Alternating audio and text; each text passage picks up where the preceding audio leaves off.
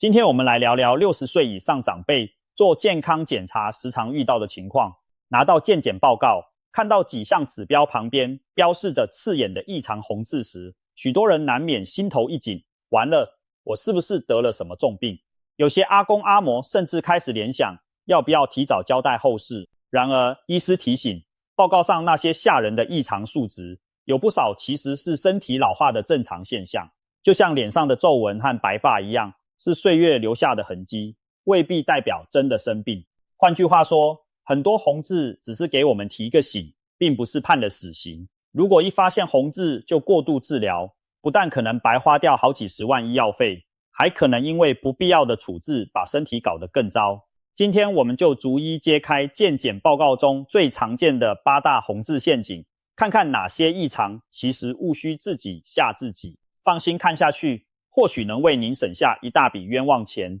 还能省掉许多不必要的烦恼呢。首先登场的是很多长者最害怕看到的红字之一——肺部小结节。随着筛检技术进步，不少银发族在低剂量电脑断层或 X 光检查中被报告肺部发现小结节，马上联想到可怕的肺癌，夜不能寐。肺癌是高居榜首的癌症杀手，难怪大家闻结节、色变，但且慢，肺部长结节不等于得了癌症。事实上，医学研究显示，体检中发现的肺结节恶性几率可能不到30%。换言之，大多数肺结节都是良性的，例如过去感染留下的疤痕组织、钙化点，或是无害的增生。就好比墙壁上出现一小块霉斑，看着吓人，其实可能只是旧水质干涸后的痕迹。很多人肺里那颗阴影可能多年都乖乖待着不变，对健康没有实质影响。60岁的老张就遇到过这种情况，他的胸部断层扫描发现一颗约5毫米的小结节，他吓出一身冷汗，心想是不是得了肺癌。医生评估后告诉他，结节非常微小，边缘光滑，初步判断良性的可能性大，建议3个月后复查影像追踪即可。然而老张过于惊恐，坚持要斩草除根。他辗转求诊，到大医院要求开刀切除这颗结节，结果花了好几十万做了不必要的手术。切下来的病理检查证实只是陈旧感染的纤维组织，根本不是癌。老张白挨一刀，不仅荷包大失血，肺部还白白少了一小片。相反地，老张的邻居老李也在健检发现肺结节，但他按照医嘱冷静观察，3个月后复查电脑断层，结节没有长大，半年、1年后持续追踪，结节都维持原状，最后证实只是虚惊一场。这两人的经历高下立判，不该治疗的时候乱治一通，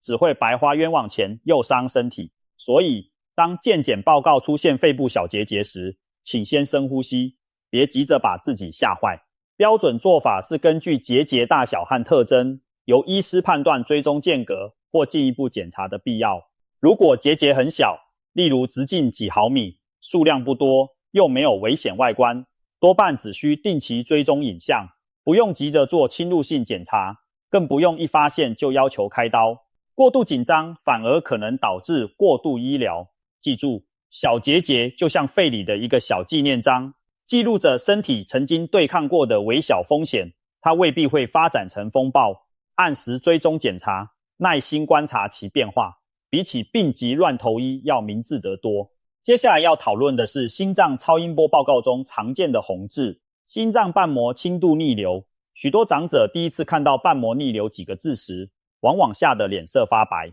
有人一拿到报告就心想，糟了，心脏漏水了，是不是快不行了？甚至开始盘算要不要把银行存折密码交代给子女。然而，多数情况下，轻度的瓣膜逆流远没有想象中严重。医师常形容，随着年龄增长，身体各部位多少会有使用过的痕迹，心脏瓣膜也不例外。就像老房子用了几十年的木门，关上的时候缝隙难免变大，偶尔会透进一丝风，这是再自然不过的现象。我们的心脏有4个房间，房与房之间靠瓣膜，就像门扇，控制血液单方向流动。年轻时门板紧密，开合有力，但心脏日复一日，1年又1年的搏动，每天瓣膜开关上10万次，几十年下来，瓣膜边缘可能变厚、钙化、弹性变差。终于有那么一点点关不紧了。当心脏收缩时，原本应该完全关闭的瓣膜出现一丝缝隙，让极少量血液倒流回上游心腔，这就是瓣膜逆流。事实上，几乎大部分老年人的心脏超音波都能查出某种程度的瓣膜逆流，特别是二尖瓣或主动脉瓣这两扇使用频率最高、压力最大的门，更常见轻微漏水。但是请放心，绝大多数是轻度逆流，也就是只有一点点血液倒流，对心脏功能几乎没有影响。医师通常不会建议任何手术，仅需定期追踪即可。让我们回到刚才那扇用了几十年的老房子木门，关不紧时也许会有一点风吹进屋，但只要结构整体稳固，房子并不会因此倒塌。心脏瓣膜轻度逆流也是同样的道理，身体这栋老房子尚称稳健，只是提醒我们岁月不饶人，要开始保养心脏。医师通常会建议控制好血压、血糖等心脏风险因子，避免让心脏承受过高负荷。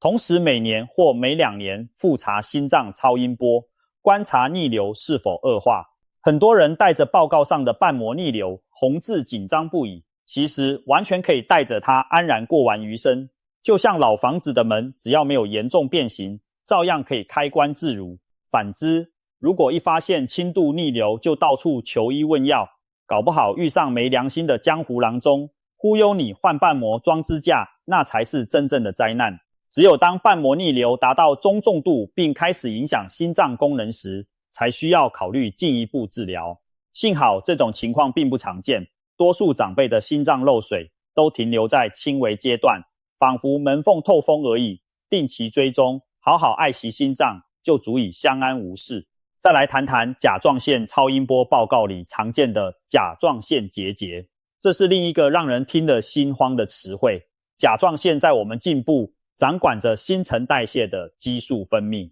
许多中老年人在例行超音波筛检时被发现长了结节，往往吓得不知所措。脖子上长结节会不会是癌？尤其现代人对甲状腺癌的新闻有所耳闻，更是谈结节、色变。先让医师帮您拆解迷思。甲状腺结节非常常见，特别是女性，随着年龄增长，甲状腺长出1-2颗小小的结节，其实一点也不稀奇。统计数据显示，50-60岁以上的人至少有一半在甲状腺可以找到小结节。大多数结节的本质是良性的腺体组织增生或者囊性变化，内含液体的小囊泡。激素水平波动、缺点或其他因素都可能让甲状腺组织长出这些小疙瘩，但它们很多时候对人体没有实质伤害。可以说，甲状腺结节几乎是人体零件老化的一种表现，就像一棵老树树干上鼓起的瘤结，看着碍眼，其实只是岁月留下的印记之一。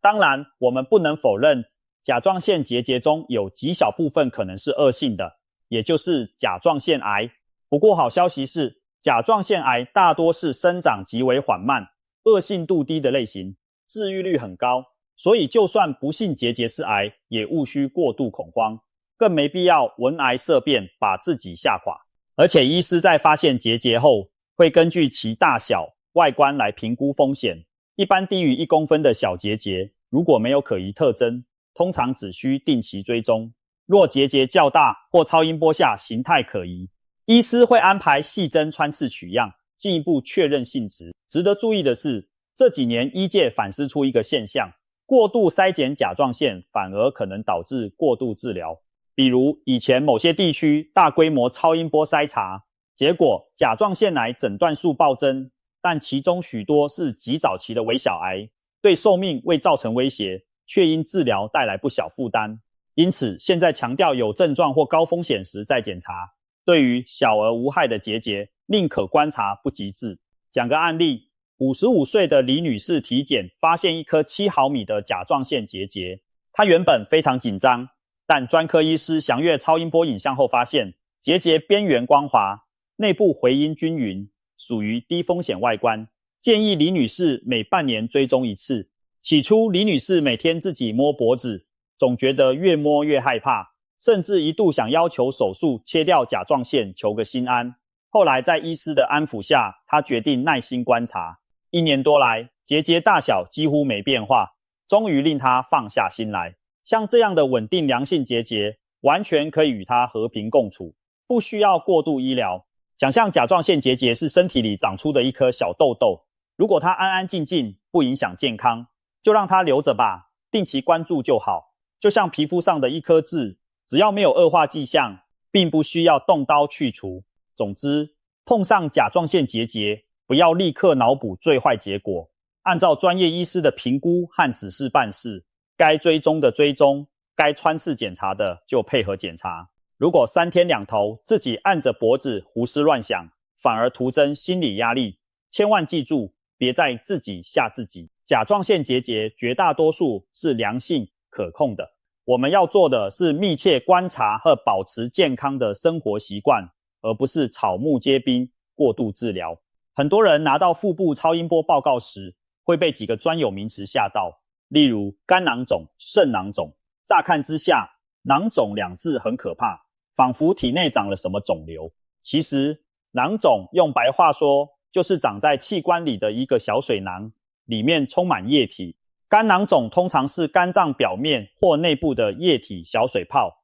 多为先天遗传或后天慢性发炎造成。肾囊肿则是肾脏滤过单位附近形成的液囊，也多半和年龄增长有关。随着岁数提高，体内发现一两颗囊肿其实相当常见，就像老树的树干上出现几个树瘤，或者老水管旁渗出一粒小水泡，都算正常现象。统计显示，60岁以上的人群中，将近一半的人肝脏或肾脏上可以找到至少一颗囊肿。不过绝大多数情况下，这些囊肿是良性的，对健康没有威胁。以肝囊肿为例，它是一种良性，肝脏占位，囊壁薄，内含清澈液体，通常不会恶变成癌，也极少影响肝功能。很多人在体检发现肝囊肿，其实之前一辈子都毫无察觉，因为它不痛不痒，不干扰日常。肾囊肿也是如此，除非长得特别大，压迫到其他组织，否则多半对肾功能没有明显影响。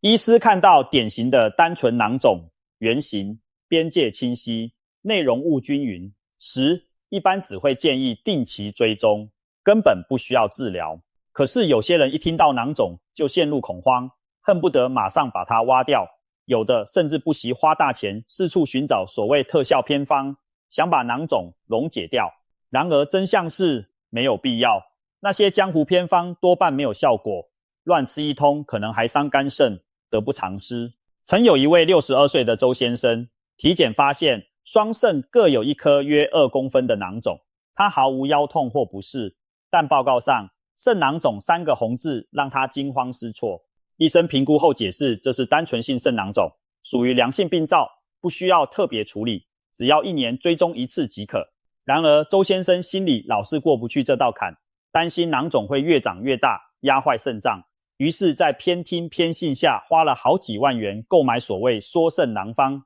每天喝草药茶，希望把囊肿消除。结果几个月下来，囊肿大小毫无变化，反而因为草药成分不明，造成肝指数飙高，身体出现不适，最后还是得停药看医生。这就是过度恐慌导致的反效果。其实人体对于这类良性囊肿自有容忍度，周先生后来定期追踪2年，发现囊肿并没有明显增大，他也总算放心，笑称那2颗肾囊肿是跟着年纪一起长的小装饰品。值得一提，当然有极少数情况下，囊肿如果长得过大，比如超过7-8公分，或影像特征显示内部有分隔、不均匀等非典型表现时，医师才会进一步安排处理，例如先做电脑断层确认，必要时施行引流或手术切除，但这毕竟是少数。对绝大部分报告上出现的肝囊肿、肾囊肿而言，最好的办法就是观察追踪，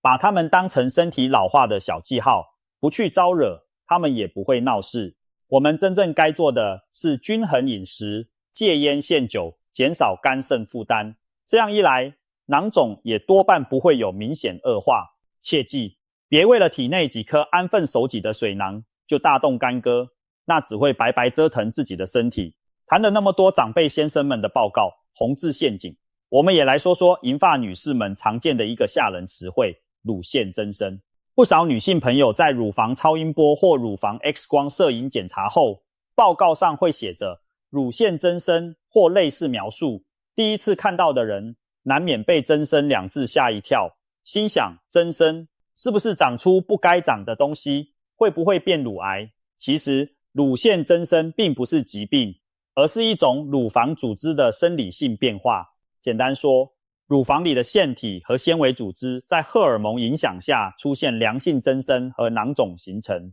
导致乳房摸起来有些硬块、肿胀或刺痛感。尤其更年期前的女性，随着月经周期，乳房组织会有长痛变化，这就是典型的乳腺增生表现。调查显示，超过80%的女性一生中都会经历乳腺增生，可见这其实非常普遍。乳腺增生听名字可怕，其实大多数情况不会恶化成癌。医学研究发现，只有极少数属于不典型增生的病理类型，未来罹患乳癌风险略为提高，但绝大多数一般的纤维囊性增生都不会转变为乳癌。所以当报告告知有乳腺增生，不必惊慌失措，更不需要马上寻求药物治疗。治疗乳腺增生最好的处方其实是调整生活作息与耐心观察。很多时候，只要荷尔蒙平衡了，情绪放松了，乳腺增生的症状，例如乳房胀痛、触及小硬块，就会自行缓解。比如一些女性绝经后，随着雌激素水平下降，乳房里那些老人的小囊肿、结节往往会缩小甚至消失。可惜有些女性朋友太过担心，反而误信江湖偏方。曾有位50多岁的李女士，体检发现双侧乳房有纤维囊性变化，也就是俗称的乳腺增生。其实这在她这个年龄相当常见，医师已经解释无需特别治疗，只要每年例行乳房检查即可。然而林女士心里总觉得胸部长东西了，好可怕。经朋友介绍，开始大量服用所谓中药调经消流方，想要把乳腺增生的结节吃掉。结果她连吃数月，不但脸色潮红，体重增加，月经还失调了。回医院一查，发现这类偏方里含有高剂量的类雌激素成分，反而刺激乳房组织更加肿胀。所幸林女士及时停药，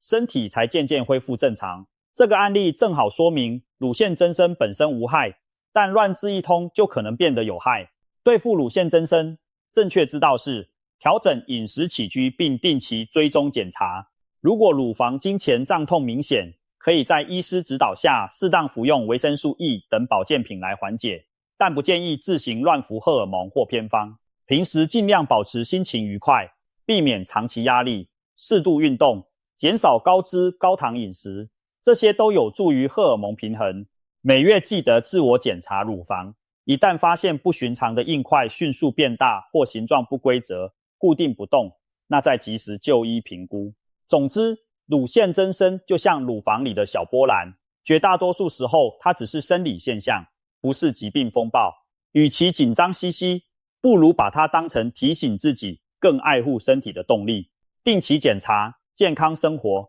便能安心地与它共存，无需过度恐惧。不少长者热衷于各种癌症指标、肿瘤标志物的筛查，例如抽血检验 CEA、CA125、PSA 等等。当报告上某项肿瘤指标数值略高于正常值时，许多人立刻陷入恐慌，仿佛那几个红字就是癌症宣判书。然而，医师反复强调，单一的肿瘤标志物轻度升高，并不能等同于确诊癌症。这些标志物就像身体的警报器，灵敏度高，但容易误响。我们可以打个比方，在厨房煎鱼时油烟大，家里的烟雾警报器可能会突然尖叫，让人以为失火了，其实只是炒菜产生的烟雾而已。肿瘤标志物的轻度异常，很多时候也属于这种误报。为什么会这样呢？因为肿瘤指标往往缺乏专一性。举例来说， CEA 是大肠癌标志物，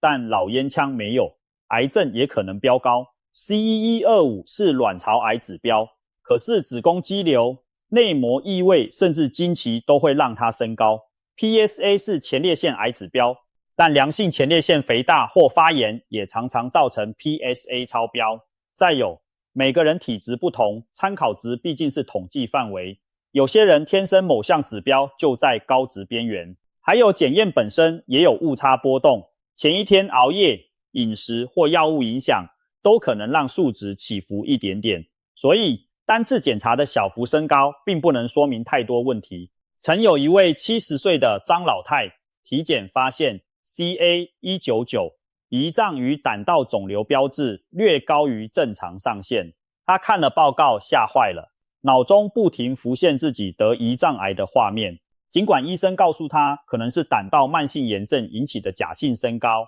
建议先做腹部超音波检查并追踪观察，但张老太仍惶惶不安。她辗转到多家医院，要求做最详细的检查。短短2个月内，连做了 MRI、瞪子摄影等昂贵检查，把积蓄花掉一大半。结果所有影像都显示胰脏完好无恙。最后在复查肿瘤标志物时， CA199 数值已恢复正常，多半当初就是一个虚惊。这番折腾下来，老太太身心俱疲。事后她苦笑道：原来我没有病，是自己吓出了一场病。类似的故事在门诊并不少见，所以当您的健检报告显示某个肿瘤指标轻度异常时，千万别立刻联想最坏情况，更不要自行上网乱查，把自己吓死。正确的做法是拿着报告咨询专业医师，让医师评估整体状况。如果您并无任何症状，身体检查也没发现异常，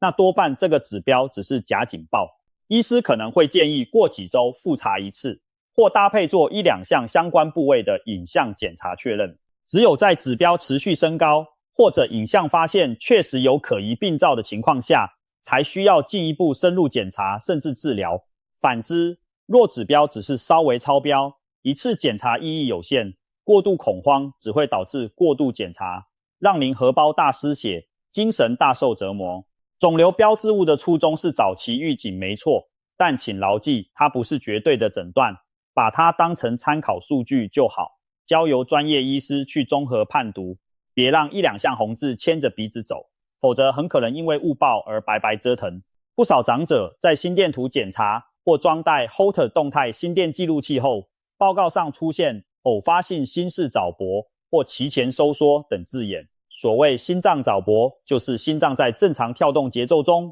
提早出现了一次多余的收缩，导致心跳节律短暂乱了一拍，就好像原本规律的鼓点钟突然多敲了一下。虽然节奏随即恢复正常，但那一下额外的跳动会让人猝不及防。有些人会感到心悸，心头一晃，更多的人其实没有明显感觉，只是在检查时被记录下来。尽管早搏本身可能没造成明显不适，但许多长者看到报告写着心律不整，仍然吓出一身冷汗。其实偶发的心脏早搏在老年人中极为常见，随着年纪增长，心脏的电传导系统也会出现一点小脾气，偶尔跳拍只属正常现象。许多研究指出，超过1/3的银发族24小时心电图监测下可检出早搏，也就是说10个60岁以上的人里，可能有3-4个心脏偶尔会偷跑一拍。这并不代表严重心脏病，大多数早搏是良性的，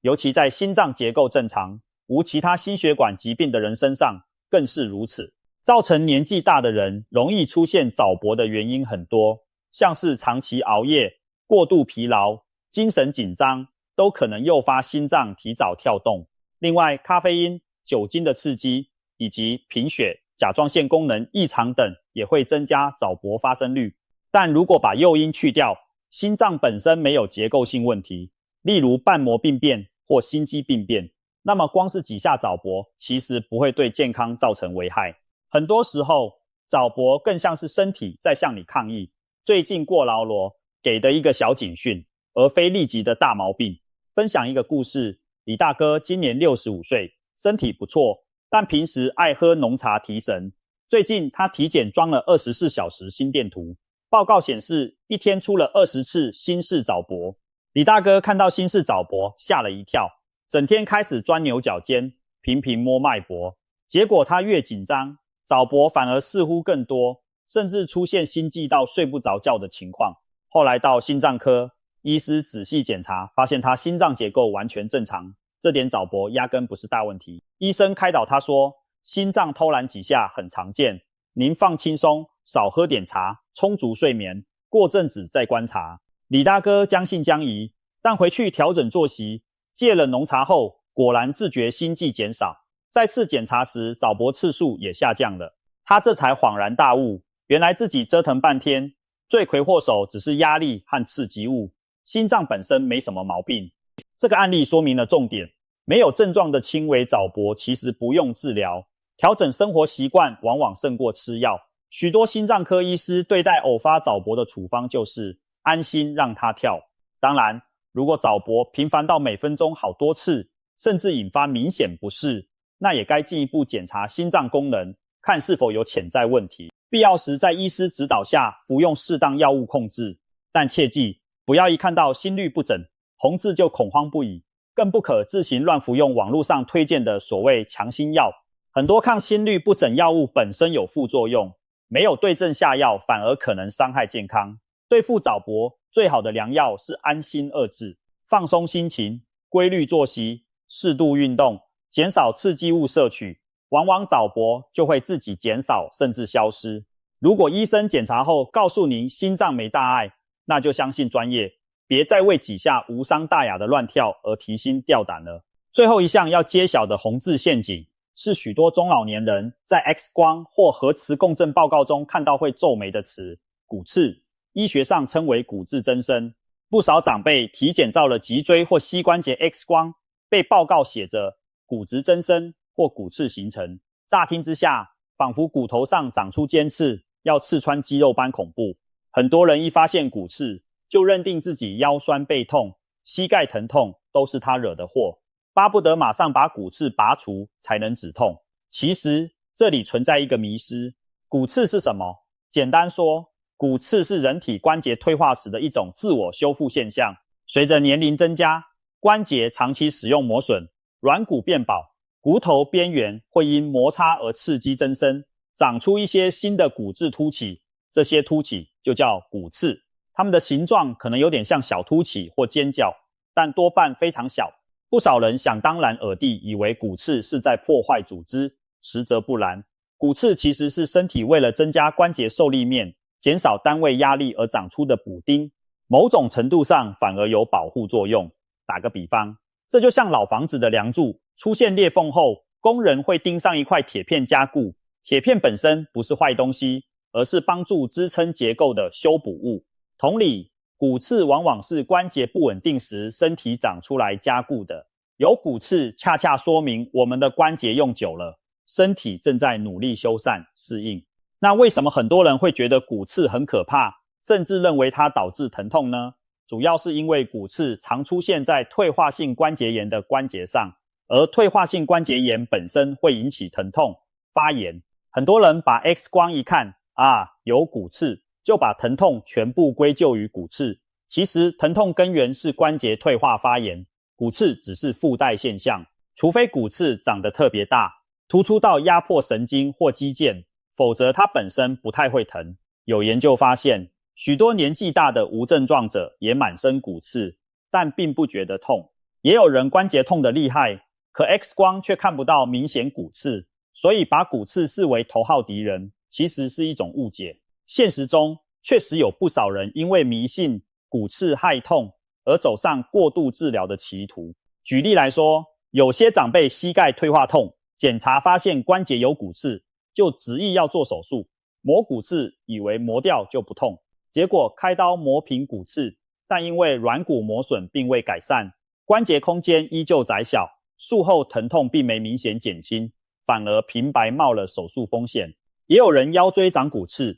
其实没有压迫神经，可硬是做了大手术去除，伤口恢复困难，反而让原本没症状的变成腰酸背痛，这些都是过度医疗的例子。那么面对体检报告上的骨刺该怎么办呢？答案是，如果没有症状，大可什么都不做，就把骨刺当成年岁增长留下的正常印记，不用理会。如果关节确有酸痛不适，也应该先从保守治疗着手，比如让关节多休息、热敷、复健运动，减重减轻关节负担，或在医师指示下服用消炎止痛药物控制症状。通常这些方法可以大大改善退化性关节炎的不适。等到万不得已，关节疼痛已严重影响生活品质，或者骨刺确实被影像证实压迫到神经造成明确症状时，再考虑进行手术处理也不迟。换句话说，骨刺本身不是我们首先要对付的敌人，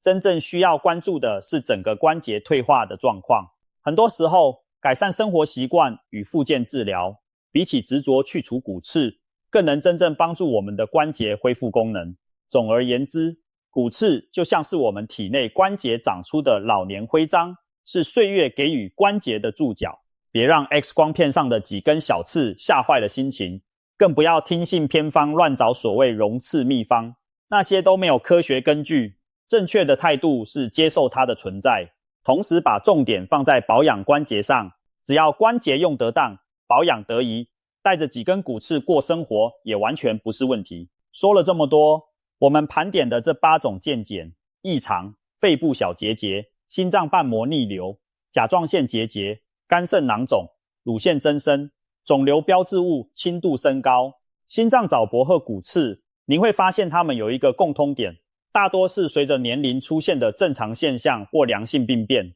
它们看起来吓人，但 90% 情况下对生命无重大威胁，可以将其视为身体的岁月勋章，提醒我们注意保养，却不需要缝红字就乱了方寸。相反地，如果不分青红皂白，一发现红字就大动干戈，过度检查、过度治疗，只会让自己身心受累，钱包受伤。当然，我们并不是说长者可以忽视健检报告的异常，而是要学会分辨轻重缓急。真正危险的异常，例如血压、血糖严重超标，心电图显示急性问题，影像学明显恶性肿瘤特征，这些绝对不能掉以轻心，该治疗时就要治疗。然而以上讨论的8种红字，大多属于生理范围内的变化，对这些项目最明智的态度就是与医师充分讨论，按照专业意见进行后续追踪或生活调理即可，不必过度紧张，